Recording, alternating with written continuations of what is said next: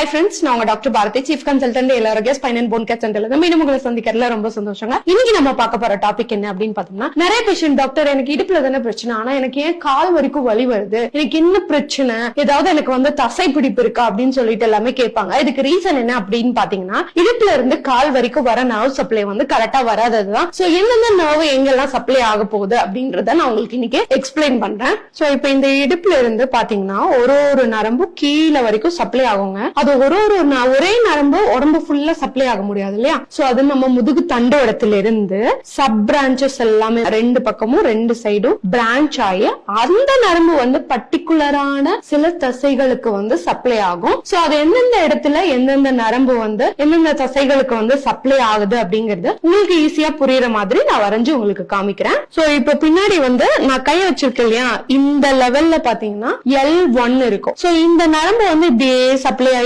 ஆகி இந்த எல்லோ கலர்ல பெயிண்ட் பண்ணிருக்கோம் இல்லையா? சோ இந்த பெயிண்ட் பண்ண இடத்துல L1 நர்வ் சப்ளை ஆகும். அதுக்கு கீழே L2 இருக்கும்னு வச்சுக்கோங்களேன். அந்த L2 அப்படியே சப்ளை ஆகி இந்த ஒயிட் கலர்ல இருக்கு இல்லையா? சோ இங்க சப்ளை ஆகுங்க. அதே போல இந்த L3 அப்படியே இங்க அதுக்கு கொஞ்சம் கீழே இருந்து சப்ளை ஆகி இங்க வரைக்கும் ஃபுல்லா சப்ளை ஆகி இங்க வரும். சோ அதனாலதான் இந்த ஃப்ரண்ட் சைடுல பெயின் இருக்கு, தொடையில பெயின் இருக்கு அப்படின்னா உங்களுடைய லம்பார் அதாவது இடுப்பு பகுதியில மேல இருக்கக்கூடிய ஜவ்வு ஏதாவது விலகி இருக்கா, அதாவது L3 L4ல இல்ல L4 நர்வ் எதுவும் கம்ப்ரெஷன் ஆயிருக்கான்னு பாக்கணும். சோ மேக்சிமம் இந்த L4 இருக்கு இல்லையா, அது முன்னாடி இருக்கக்கூடிய தொடை பகுதியை அதிகமா கவர் பண்ணக்கூடிய ஒரு nerve. So L4 nerve supply இல்ல அப்படின்னா இந்த இடத்துல நம்ம முட்டிக்கிட்ட எல்லாமே அவங்களுக்கு ரிஃப்ளெக்ஸ் எல்லாமே கிடைக்காது, அந்த இடத்துல பெயின் சொல்லுவாங்க. இதே ஒரு பேஷண்ட்டுக்கு L5 நர்வ் ரூட் கம்ப்ரெஷன் ஆயிருக்கு அப்படின்னா அவங்க பர்டிகுலரா ஒரு கம்ப்ளைண்ட் சொல்லுவாங்க. என்னன்னா எனக்கு கட்டை விரல் மறுத்து போற மாதிரி இருக்கு டாக்டர் அப்படின்னு சொல்லுவாங்க. சோ இந்த L4ம் சரி L5ம் சரி ரெண்டும் சேர்ந்து லைட்டா கட்டை விரலுக்கும் சப்ளை ஆகும், இந்த L5ம் சப்ளை ஆகும். சோ இந்த நர்வ் ரெண்டுமே வரல அப்படின்னா இந்த கட்டை விரல்ல பாத்தீங்கன்னா இந்த சைடு L4 நர்வும் இந்த சைடு L5 நர்வும் சப்ளை ஆகுங்க.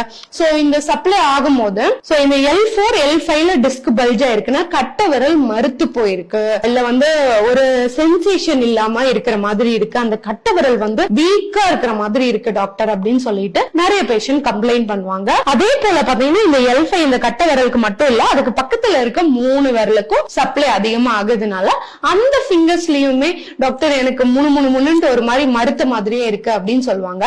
அதே போல பாத்தீங்கன்னா இந்த S1 நர்வ் சப்ளை ஆகல அப்படின்னா இருக்கிறதுலே கடைசியா இருக்கிற கூடிய ஜவ்வு டேமேஜ் ஆகி இந்த S1 நர்வ் மேல அழுத்திட்டு இருக்கு அப்படின்னு வச்சுக்காங்களேன். இந்த லாஸ்டா இருக்கக்கூடிய இந்த சுண்டு விரல்ல எனக்கு சப்ளை இல்லாத மாதிரி இருக்கு. அதே போல இந்த கெண்டைக்கால் இருக்குல்ல, இந்த பகுதிக்கு அது சப்ளை கொடுக்கும். அதனால இங்க எனக்கு மறுத்து போற மாதிரி இருக்கு, எப்பவுமே குடைச்சல் இருந்துட்டே இருக்கு, சோ நைட்டு தூங்கும் போது இழுத்து பிடிக்கிற மாதிரி இருக்கு அப்படிங்கிற இந்த மாதிரியான சிம்டம்ஸ் எல்லாமே பேஷண்ட் அதிகமா சொல்ல ஆரம்பிப்பாங்க. அதே போல பாத்தீங்கன்னா இந்த S2 நர்வ் சப்ளை ஆகலைனாலும் உங்களுக்கு பின்னாடி இந்த கால் ஃபுல்லா உங்களுக்கு குடைச்சல் கொடுக்கிற மாதிரி மறுத்து போற மாதிரி எல்லாம் இருக்குங்க. So sometime S2 nerve compression ஆகும். சோ இப்ப இதுதான் S அப்படின்னா என்ன அப்படின்னா இந்த சாக்ரம் இந்த பகுதியை தான் நம்ம S அப்படின்னு சொல்றோம்.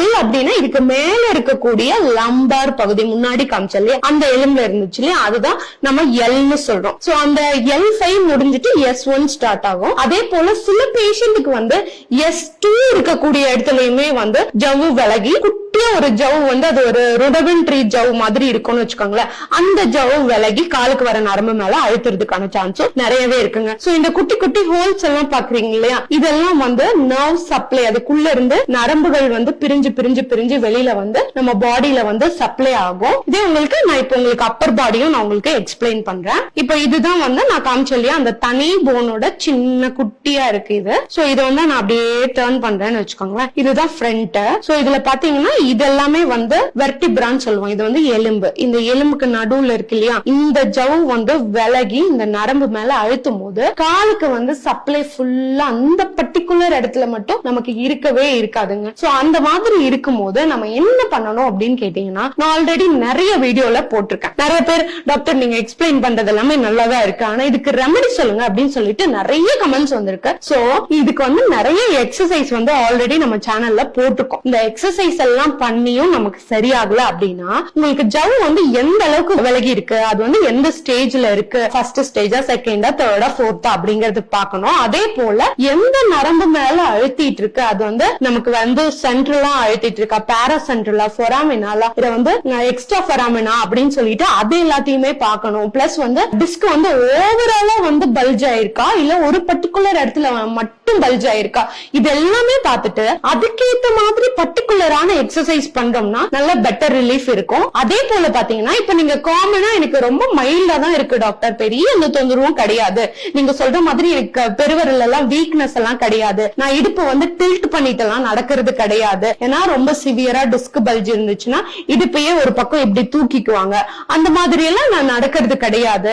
நான் நார்மலா இருக்கிறேன், ஆனா எனக்கு அப்பப்போ பெயின் இருந்துச்சுன்னா வலி இருக்கிற மாதிரி இருக்கு அப்படின்றவங்களுக்கு நான் நிறைய எக்ஸசைஸ் வந்து போட்டிருக்கேன். அதை வந்து டிஸ்கிரிப்ஷன்ல உங்களுக்கு லிங்க்ல கொடுக்குறேன். அதை பார்த்து அந்த எக்ஸசைஸ வந்து ரெகுலரா பிராக்டிஸ் பண்ணிட்டே இருங்க. ஏன்னா பேக் பெயினுக்கு வந்து ரீசன் வந்து இந்த டிஸ்க் பல்ஜ் மட்டும் சொல்ல முடியாது, எலும்புல தேய்மானம் வர்றது, தசை வீக்கா இருக்கிறது, இது எல்லாமே இருக்கலாம். சோ உங்களோட தசைகளை ஸ்ட்ரென்தனா வச்சுக்கிறது, எலும்பை ஸ்ட்ராங் ஆக்குறது, பிளட் சப்ளைவை இம்ப்ரூவ் பண்றது, இதெல்லாமே நீங்க பண்ணிட்டீங்கனாலே உங்களுக்கு வந்து பெட்டர் ரிலீஃப் வந்து இருக்கும். சோ அந்த எக்ஸசைஸும் நீங்க போய் பார்த்து ஃபாலோ பண்ணிட்டு அதுக்கேத்த மாதிரி ரெகுலரா பிராக்டிஸ் பண்ணிட்டு வந்தீங்கன்னா உங்களுக்கு பெயின் வந்து கம்ப்ளீட்டா சரியாயிடும். அதையும் மீறி சரியாகலன்னா ப்ராப்பரா நீங்க ஒரு டாக்டரை பார்த்து கன்சல்ட் பண்ணிக்கிறது நல்லது. சோ இந்த வீடியோ உங்களுக்கு ரொம்ப யூஸ்ஃபுல்லா இருந்ததுன்னா எல்லாத்துக்கும் ஷேர் பண்ணுங்க, மறக்காம சேனலை சப்ஸ்கிரைப் பண்ணிடுங்க. Thank you so much.